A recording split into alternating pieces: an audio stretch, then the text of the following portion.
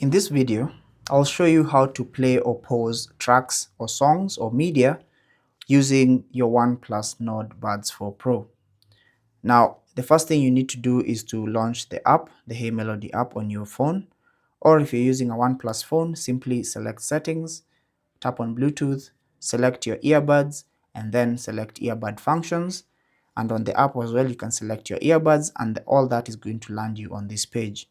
Now here you want to scroll down and select earbud controls, and then you want to select a single tap to and choose play or pause, or even a double tap. You can choose either of those options for playing or pausing. So for me, I'll just simply select the single tap, both for the left earbud and the right earbud, or just one if you prefer.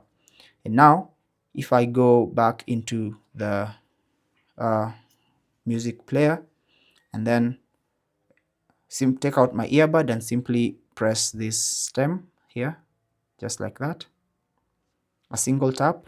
So tap on it once, just like that.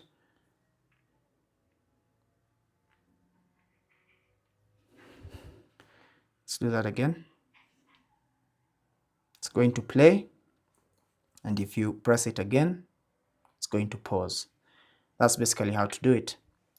Thanks for watching. Take care and God bless.